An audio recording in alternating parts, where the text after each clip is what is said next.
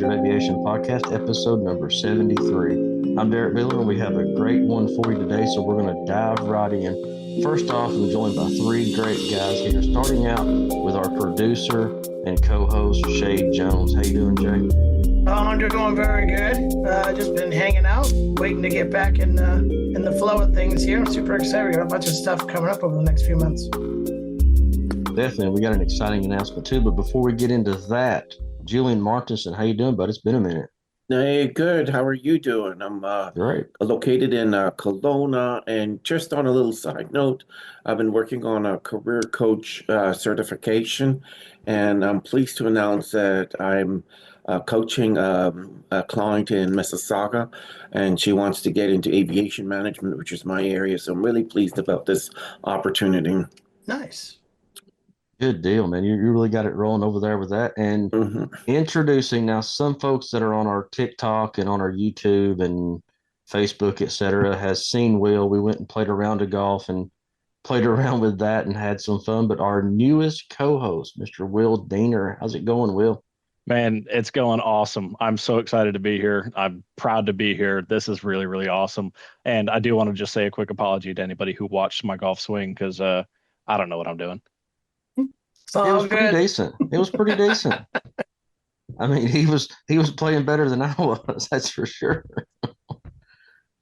So, Will, let all of our listeners know about you, man. What's in your mind? What's going on with aviation? Awesome, man. Let's talk about it. So, first and foremost, thank you guys for the invitation to be here. Thank you to the listeners that are inviting me on. I'm really, really, really happy to be here and be a part of this. I want to just give myself a brief introduction. I live here in East Tennessee, nearby to you, Derrick. I've been a fan of aviation since, I had to have been this big. So just to give you a little bit of background about me and why I love this so much. To be brief, my parents, they met in an airport in Brazil. I've been surrounded by it my whole life. My father was always in the airports. He worked for the TSA. My mom worked for airlines. So I've been in and out of airports. I used to fly reserve all the time. It's been excellent. I can remember back from being just a little kid. Bush was president. I was in an airport standing behind Air Force One in the glass. And I've got a picture somewhere of me standing there. And I think about that moment all the time. Not that I can really remember it, but I know the picture. And it's one of those things for me where I fell in love with it at an early age. I'm not a pilot myself. I'd love to pursue that very soon, but everything about aviation, flying, airplanes in general, avionics, anything there is to do about it, airports, airliners, military aircraft, I don't care. I'm in. If it flies, I'm interested. Derrick, you and I, we've met, see airplanes fly overhead. I'm breaking my neck staring up at them. Yep. There's nothing in my life that I'm more passionate about and more just enthusiastic about than flying in aviation as is. There's just that something in me. I don't know what it is. I love it. And I take it you two do the same. Yeah, it's that passion. And, I remember the day that, me personally, is I was in Dayton, Ohio at the National Museum of the U.S. Air Force, and, turning the corner and seeing the Memphis Belle and it was emotional. Yeah. I've said it a million times. It is emotional. When I look up and when I got to see the Blue Angels for the first time, it was emotional. Tears. That emotional. That's how you know it's a burning passion within you that you just can't avoid. And it's something that I think a lot of people are interested in and a lot of people would like to know more about, which is why I'm here. I'm here to learn. I'm not an expert.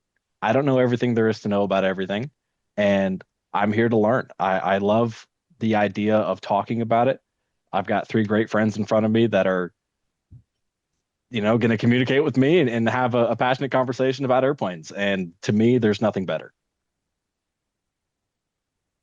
No, it's not, and it's interesting how Shae, when I recruited Shae to come on the podcast, honestly, Shae, you were not an aviation enthusiast per se. No, I liked it. I've always loved the Microsoft Aviation, the flight simulation game.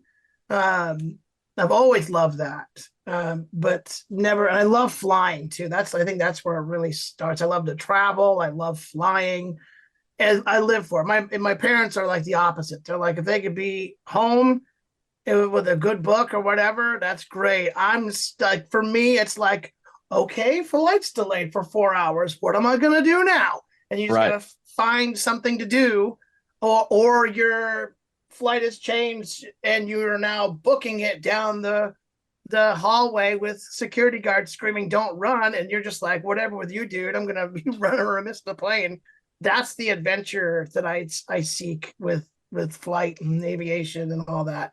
So yeah, that's all. And side note, aside from that, your parents met in a Brazilian airport. Yeah. My wife and I met in a Brazilian airport. So, Really? Look at that. yeah, Where was it? I almost chimed in. I was like, "Are you my son from the future or something?" Because that's Hey, crazy, that'd be cool. right? So, So what airport did you guys, or did they meet in? it was Guarulhos. It was São Paulo International Airport. Shut up, man. That's the same one that my parents. No way. I'm not even. That is I'm not really, even really kidding. I'm wicked. lying. I'm dying. She worked at the airport that we flew through, so we would always go to different places like Paraguay or whatever. And then on the way back, we were like, well, you know what? Let's plan another trip where it's just us hanging out. And we went to Rio de Janeiro for the New Year, and on the way back, we ran into her. My friend is in a wheelchair, so he needed help getting through all the hoopla, and she helped us through. But in the morning, I was like, oh, she's really pretty. You got to be my wingman. And then I was like, what am I going to really do? I'm not that kind of a person. So it was a joke. And then we got there, and when she's like, hey, what's your guy's information? He's like, nah, just him. So he actually did it. And then fast forward 5 years, she's now in my house and we're married. So Wow. awesome. Is she Brazilian? Yeah, she is. She's from Sao Paulo. That's awesome. That's all my family's from São Paulo. I was born here in the States, but that's really, awesome. really cool. Are My one mom of at your the parents time, from Brazil or no? yeah, both are from Brazil. They just happen to meet. That's amazing. Yeah, dad's American family. My grandfather had moved to Brazil post-war and had his kids there, and my dad grew up there and moved to the States, moved back to Brazil, and they met. My mom was working for it's an airline. I believe they're not around anymore, but it's called Vidique Airlines. Yeah. Vidique, I think is how it's pronounced, at least in Portuguese. Yeah. And that's how they met. I don't know the full story of what happened, how they bumped into one another. I believe my dad was working for the TSA, not for an airline at the time. But that's cool. I mean, when I think about that, they're from Brazil. So they both speak Portuguese. Do you speak Portuguese? Do. I do. That's amazing. Do. Well, for you and both your parents and you're going to have to tell them that I said, "Oi, como você está?" Yeah, sim, claro que Oi, tudo bem. Very cool. You just leave everybody else in the dust. Yeah, we're just going to carry on. You guys. Yeah, we're going to start a new podcast in Portuguese, guys. We'll see you on the flip side. Yep. No, but that's so cool, man. And that's awesome to hear that about you and your wife.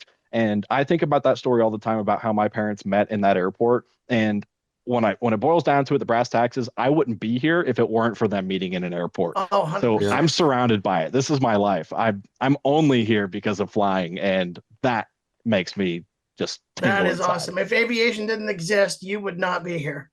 Right.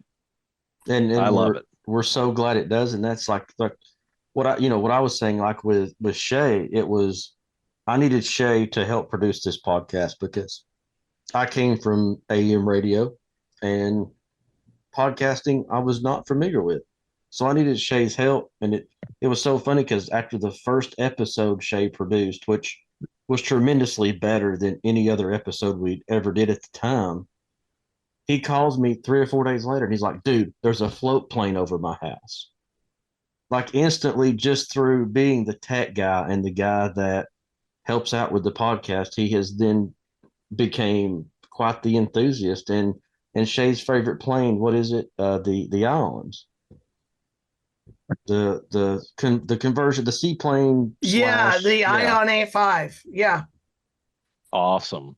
Yeah. Well, let's talk about that real quick. Quick sidebar, give me a, I know this is a difficult question to ask, a really difficult question to answer, but it doesn't have to be your number one favorite plane in the world, but just shoot it off for me. Give me an airliner, give me a military jet, and give me a general aviation aircraft. Top 3. Yeah. So for me right now, it's the Icon, and I'm going to see if I can make that my video here in just a second, just so you can see it. but yeah, and I think before I actually started doing this and actually getting into this podcast and more so into the aviation world, I probably would say my fixation would have been on the really, really big aircraft like Antonov and like the C-17 and the military and all that stuff. Only just because it's just like, holy crap, how are you flying? I don't understand. And then of course the big guy there that Derrick loves, the guy who made that, the really ginormous plane. The Spruce Goose. That's it. The Thank you. Spruce Goose. Yeah, the old Hercules. That thing's ridiculous. So so that's amazing. So that's right now for me, it's the Icon A5, and mostly because it's the versatility of it. The versatility of it's amazing. You could just be flying it, and all of a sudden you land it in the water, and then you like, oh, there's a landing over there. So you hit a button and the wheels come down, and you just crank up the throttle and just out of the thing you go, and then now you're on a makeshift tarmac. So that's pretty awesome. So I'm trying to actually see if I can. So we're doing what are we doing, Bill? Top 3. Yeah, I don't know. It came right to my mind. I'm just curious. Airliner. Let's see. Airliner. Give me a top military. 3. It doesn't need to be super strict. Oh, that's pretty cool. Yeah, I don't think I've not awesome. So that's what I'm talking about right there. This guy. There was actually one of those at the Splash In. Remember, Shae? It took off in the background of one of our videos. Yep, that is exactly. Awesome. You literally these wheels go back up into the body, and then as you're floating, you have them come down, and then just gun the throttle real fast so it can get up over the knoll. But that's awesome. That is really cool. Yeah. I don't think I was familiar with that. I'm gonna have to look into it. So yeah, Derrick, it was just a quick thought. Give me an airliner that you like. Give me a military plane that you like. Give me a GA aircraft that you like. Mine are going to be unique because you know what my GA is. My GA is going to be the Cessna 172, what I learned to fly on. My military, and I have a reason for saying that it's the KC 135 because, as you know, we get the privilege to look at those a lot. All day long. Love it. My airliner is going to be old school Delta MD-88. Okay. The Mad Dog. Julien, I'd love to hear what you got to say. Well, I was fascinated by a flight that I took from Vancouver to Mexico City, and I was still in high school, so it was many, many, many moons ago, and it was the Queen of the Sky, the 747, and it was a very big aircraft with the stairs going up and the double-decker, and I remember I was traveling with my mom, and as soon as the doors closed, I asked my mom, I really want to go into the cockpit. And so she called the flight attendant, and she came and says, well, my son has a request. He would like to go up to the cockpit. And so the steward says, okay, well, let me ask the captain, because in those days, cockpit visits were still allowed. And so during the flight, we were granted access, and off we went up the stairs. And the door of the cockpit went open, and I saw the inside of the cockpit of the 747. And I was just mesmerized by all those buttons and gauges. And it was just a whole new world that opened up for me. And my mom, she asked the captain, says, well, my son has a question for you. And he says, well, what's that? He says, my son would like to know how you fly an airplane. And so the captain, he looked at me and he says, well, do you have a Batmobile at home? And I says, well, yes, I do. And he says, well, this is no different. You just push the button and the machine goes up in the air. And my mom looked at me and with a chuckle and says, yeah, but son, you don't believe a word that he says, because you cannot compare a $30 toy with a $300 million machine. It's not that simple. These guys go to school for many, many, many years in order to fly an airplane. So don't believe it's that simple.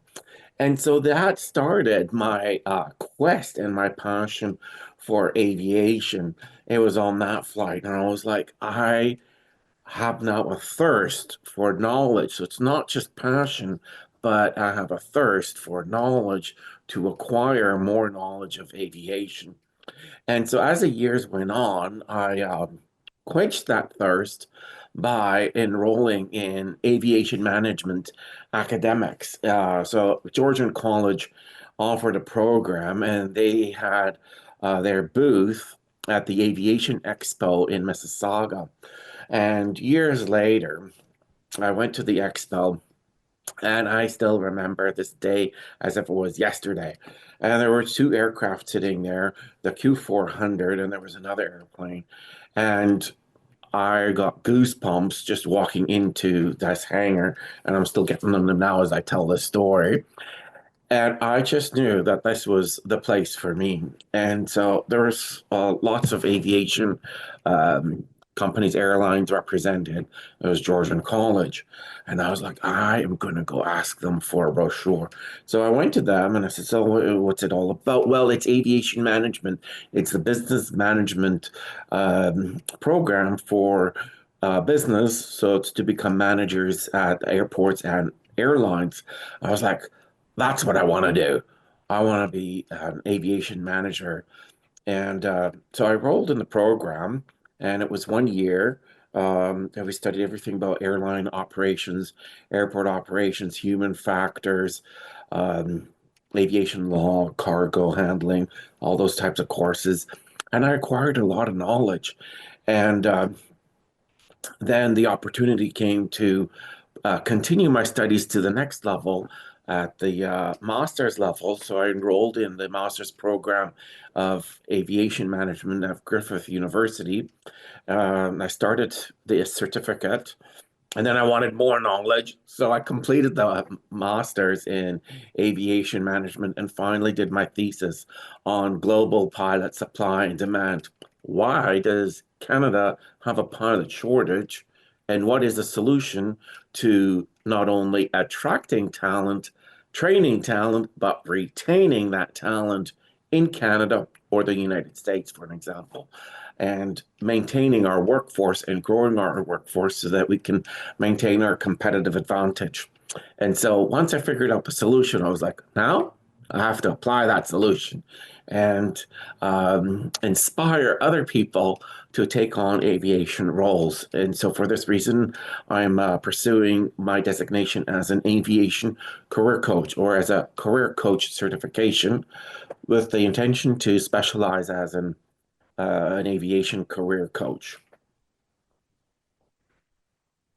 That's awesome. And and something that I've always said, and I'll say this because we're kind of doing this podcast is a little different. We're introducing Will and we're talking about our passion for aviation, and Julian's drive and Julian's passion has always fueled me when I'm at that point of saying, okay, this darn podcast. Julian's always the one that gets on the phone with me. He's like, okay, buddy, here's how it is.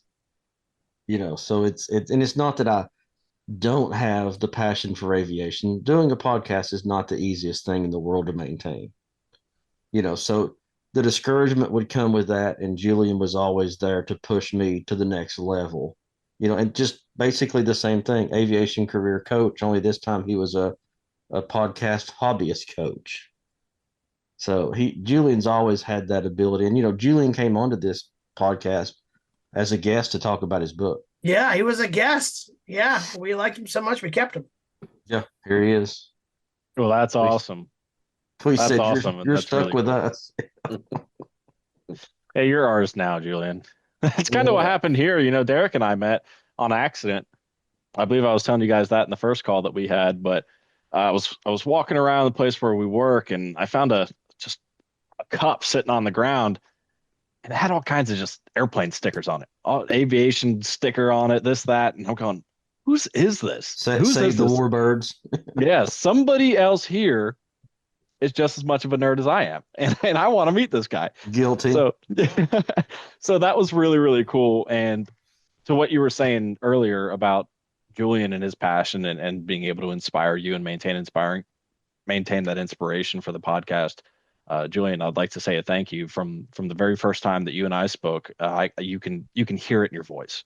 I can hear it in your voice. Thank You you. have you've got something, whether it be just solely about the coaching or just the passion that you have within you about this topic or about these topics. There's something that's motivating in there, and I appreciate it. That's helped me to want to get on here and get in front of this camera. This is the first time I've ever been on a podcast. I couldn't tell you last time I owned a webcam. I ordered this one a couple days ago. So this was really, really cool. I'm very, very proud. I know I've said that already, but I'm proud to be here and I'm proud to be in front of you three because, Derrick, you're a pilot. Shae, you're a growing enthusiast. And Julien, you've got that expertise, that know-how. And what I'm bringing to the table, I don't know. But I'm happy to be here in front of you three because I feel like I'm going to learn a lot. I'm excited to meet the guests that we're going to have on board. And this is going to be really something special. It's It absolutely isn't. really, really cool too, because my wife actually has friends that are pilots in Brazil. And we were always like, well, how are we going to, if you want to interview them, how are you going to get that done? It's like, well, now we have a way to do it. Yeah.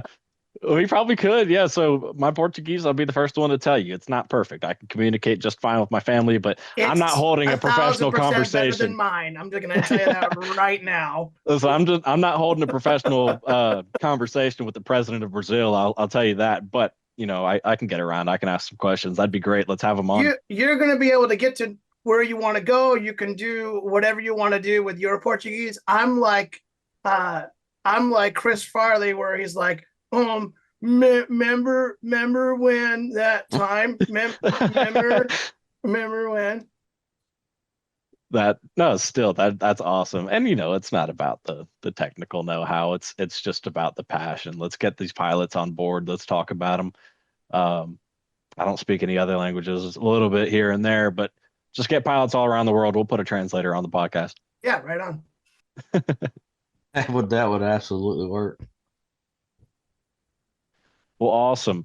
Julien, I want to hear a little bit more. Have you ever, and are you pursuing anything about being a pilot yourself? Well, when I was younger, my mom took me to flight school, and I was interested in learning how to fly, but I never pursued it simply because of the financial costs that were barriers for us at the time. And for those that want to pursue careers as pilots, the industry has changed a lot, and pilots are in short demand. And a lot of the pilots that are coming through and getting trained in Canada and in the United States may not stay in the States or in Canada and may pursue careers in the Middle East or in China. And so young people are being drawn away from North America to overseas for more competitive wages or work balance lifestyles. And so traditionally, airlines in North America, for an example, Air Canada or other airlines, have drawn on a pilot workforce that are financially secure and with families and a house and financial stability.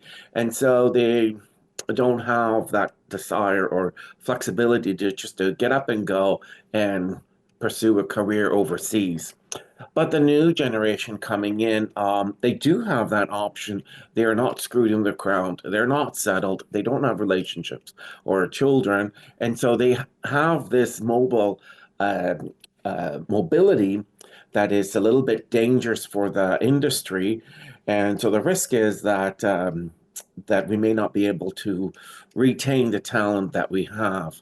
And the bigger airlines won't have problems because they'll always be prestigious. The airlines that are going to struggle the most are the ones that are in the middle tier. So the pilots coming in, and as soon as they get to the middle tier airlines, then they have options to go overseas. And it's this sector of the airline industry that would struggle. And in Canada, a few years ago, we had a Sunwing had to cancel all their southern flights out of Saskatchewan, not because of bad weather or because they couldn't sell the seats, but because they couldn't get any pilots to fly the airplanes. And this was pretty sad, but to think about it. Um, and so this is how the pilot workforce has really changed a lot. And there's a lot of opportunities for women also in this industry. Keep in mind that pilots is there is a gender imbalance in the cockpit. So 94% of pilots are male and only 6% are female. And so the industry has really made a lot of progress over the years to acknowledge and celebrate the accomplishment of women in aviation, not only as pilots, but also as supporters in air traffic control, in policymakers, and in those that finance aviation. Sure.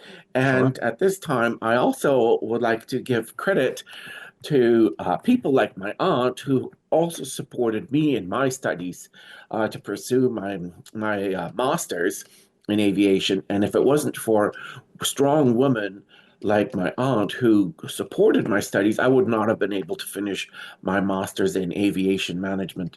And so it's not just the people that fly the airplanes, but it's also those people that support those who are pursuing those careers. Um, and so over the years, other airlines have taken on the responsibility of training pilots. I believe that Emirates has their own pilot training program and strongly encourages gender equality in the cockpit. And so you'll see a lot of marketing for female pilots, and you see them doing their pre-flight inspection and traveling the world and shopping and trying on lipstick and nice dresses in Singapore and Paris and all these things. So they try to appeal that career to females as well. Sure. And I strongly support that as well. If somebody has a drive to pursue their dream and to commit to their goals, whether big or small, I want to give them my full support. And through a coaching program, they're able to meet that career objective and overcome those barriers that they have to achieve their personal career goals. There are lots of role models for aviation. Um, so that their industries are full of positive role models, and both male and female, as well as people from Aboriginal First Nation origins, as well as Afro-American origins or minorities, visible minorities, that have overcome the odds and pursued excellence in aviation in all careers across the aviation industry sector. Excellent. Absolutely. Excellent. Excellent. Yeah, and as we kind of come into a close here, I want to let everybody know too, we're talking about our passion for aviation. So if you're listening to this episode and you obviously you have the same passion that we do, so leave that in the comment section. Tell us how your passion started in aviation, and we may talk about it on a future show. Absolutely. Now, before we do close up, I wanted to make a quick comment. You mentioned that, was it 6% of pilots are female? Now, out of curiosity, is that a global stat? Is that in North America, or is that Canada? That's an international standard. That Yeah, is, so pretty much the same across all continents. It might that's pretty. vary slightly.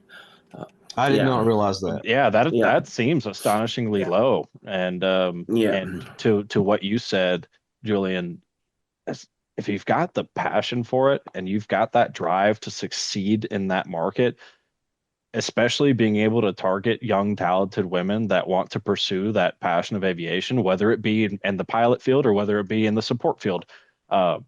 I think that'd be an excellent topic for us to talk about here soon. If y'all, the listener, would like to hear more about it, let's hear it. And I want to talk about it. And Derrick, what you said, please leave a comment. I want to know what your 3 favorite airplanes are, and I want to know Exactly. why you love this. I want to know why you love this, and do we share the same opinion? Because I can't wait to start having conversations with our listeners. I can't wait to start asking these questions and hearing the answers from all over the world. Shae, before I don't know if we're coming to a close or not, but Shae, before we go, have you ever pursued being a pilot yourself?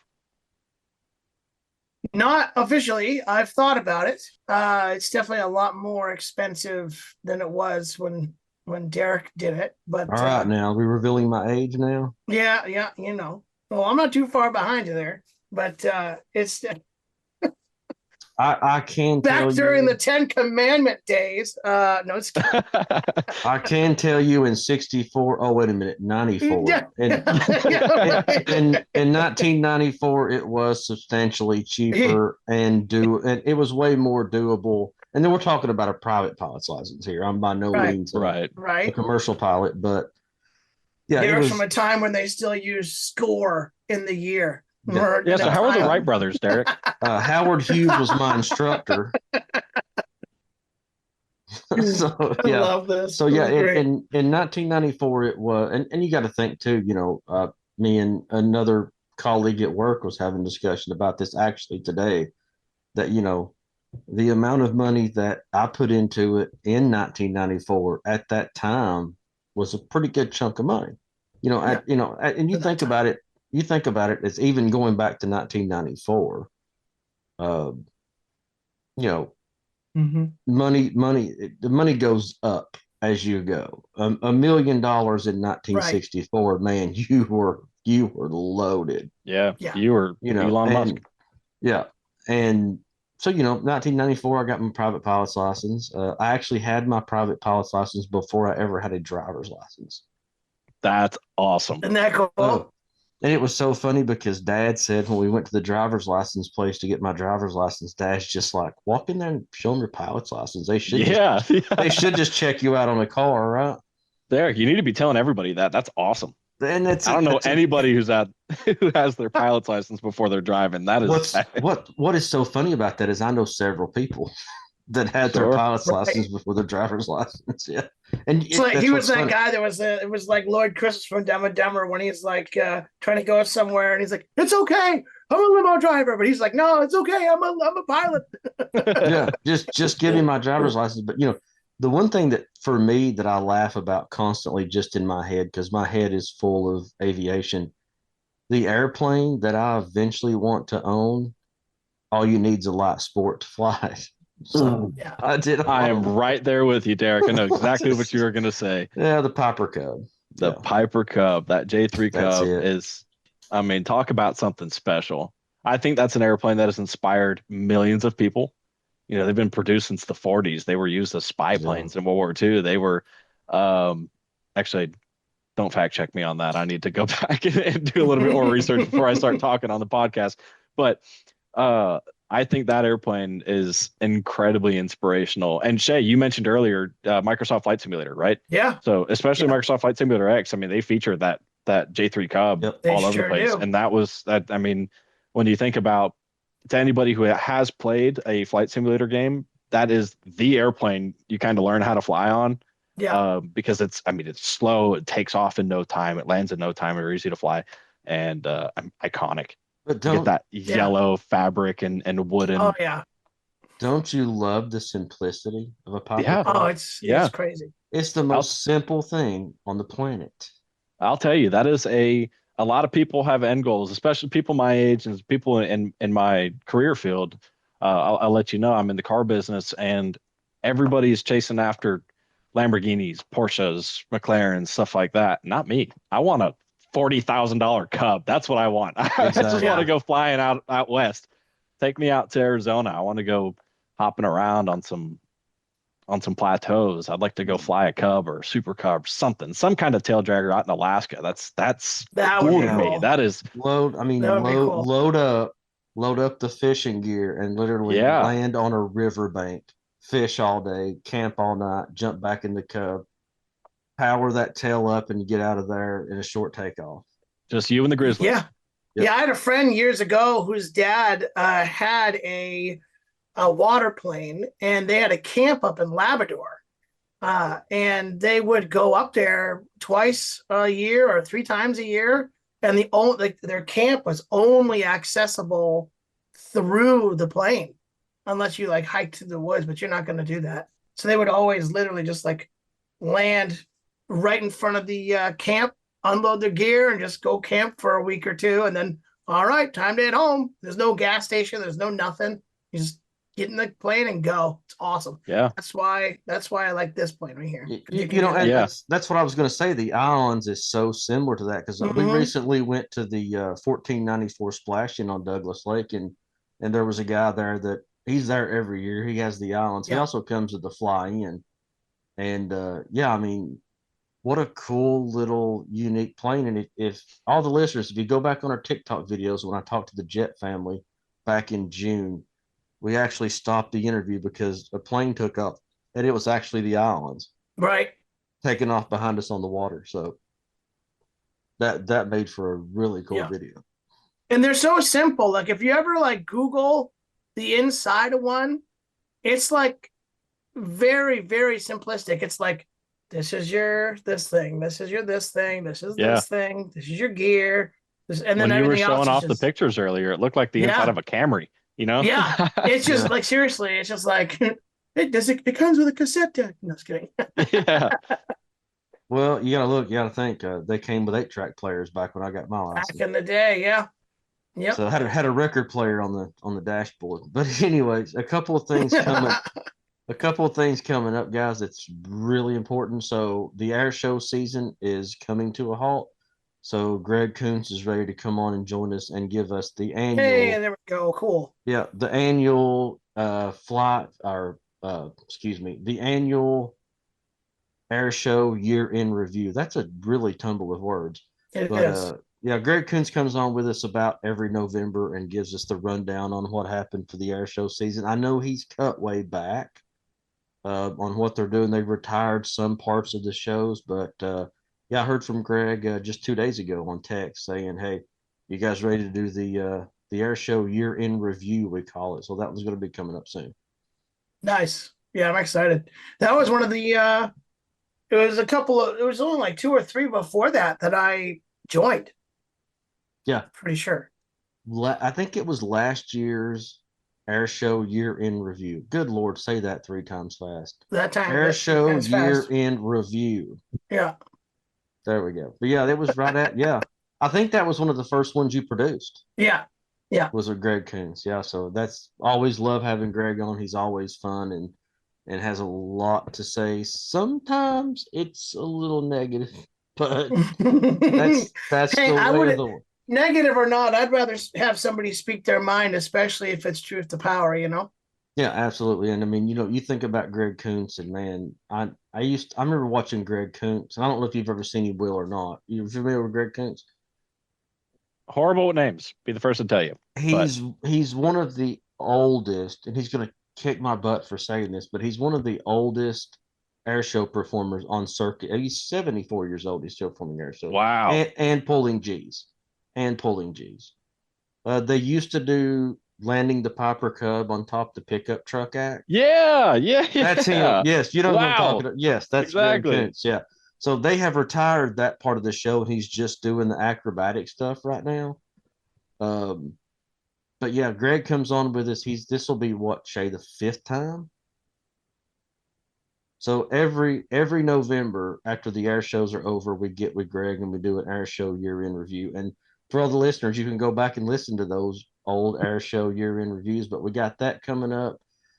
We got some merchandise announcements coming up here real soon. We're not ready to do those in this particular episode, but next episode we will have some more merchandising. We're going to do some model airplanes and stuff like that. It's going to be really cool.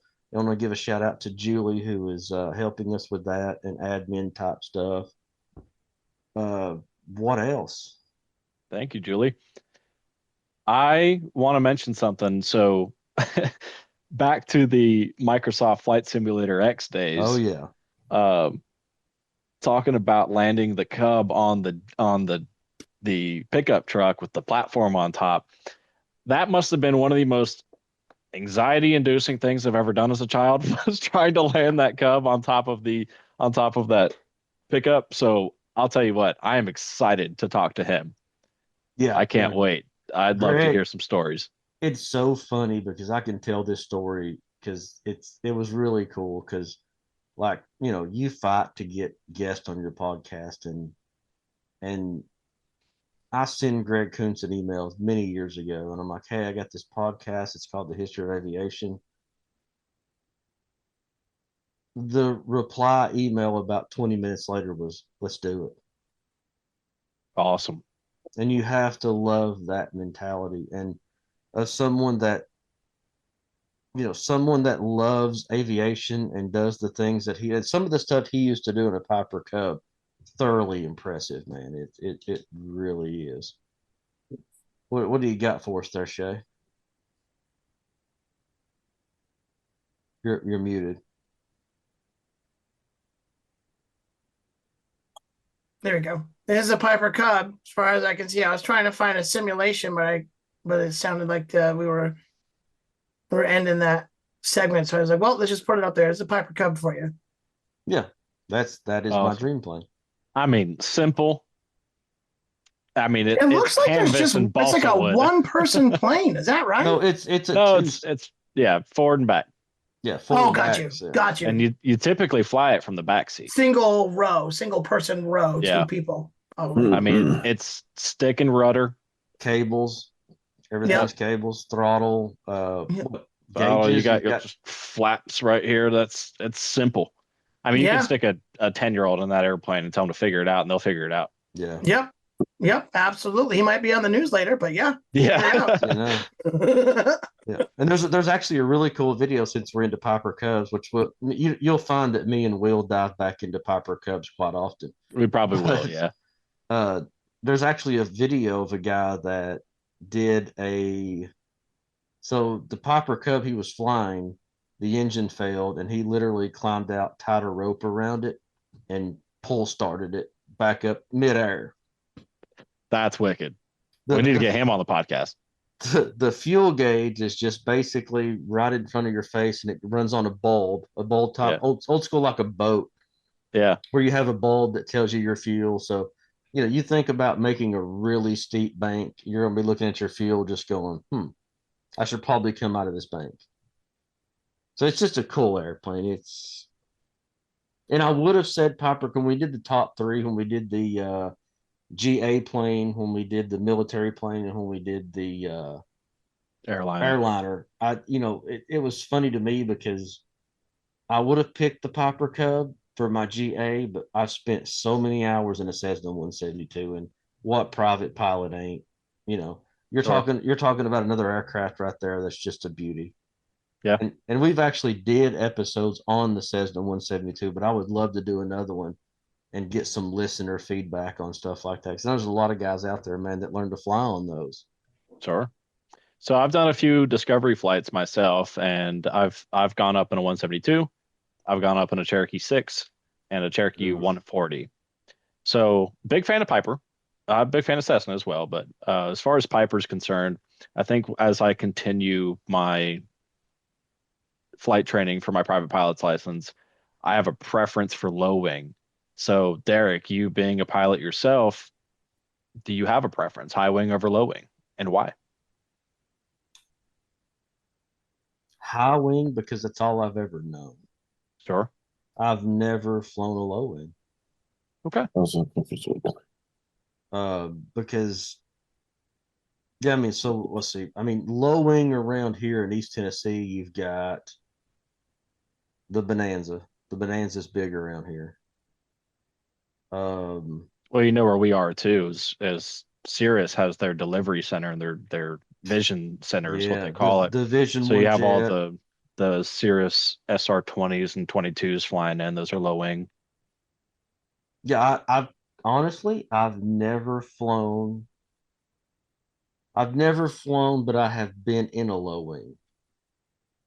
I like it. To me, it feels a little bit more, I don't know if maybe I feel a little bit more like a fighter jet because I'm in more of a cockpit style seating and canopy style seating and being able to look down, but the high wing, of course, for the visibility, being able to see everything around us. Yeah, absolutely. And Will, I just want to say that it's absolutely great having you and looking forward to many more episodes. And we're going to try to, yeah, there's Shay's got the Vision One up. Yeah, that's right over here next door. But if you'll pull that down, Shay, I'm going to close. So yeah, we definitely appreciate having you, and we're looking forward to a bunch of different episodes. And we're gonna get on track, and we're gonna start putting an episode out every week. And so let me go through everyone. Julien Martinson, where can folks find information for your aviation career coaching? So people can reach me on my website. That's www.julienmartinson.com, or you can email me directly at info@julienmartinson.com. And I'm also on social media, Facebook, LinkedIn, Instagram, and TikTok. So don't hesitate to reach out to me if you have any questions about aviation careers and how to make your dreams come true. Absolutely. And Shay and Will Diener, number one. This has been really awesome because you're pulling out the thing, the passion in me. You're getting us to talk about it, and I'm just so thrilled to have you on. So looking forward to many more great episode with all you guys. Thank you, thank you, Right thank on. you. I really I can't say thank you enough. You'll probably hear me say it 100 more times, but I'm excited. Well, Just to thank what you. you said, I don't think I've ever sat down and had a great conversation with a bunch of guys that love it the way I do. So thank you. Well Absolutely, and said. that's gonna be a wrap. So for Julien Martinson, Will Diener, Shay Jones producing, I'm Derrick Wheeler. Thanks for listening to the History of Aviation Podcast.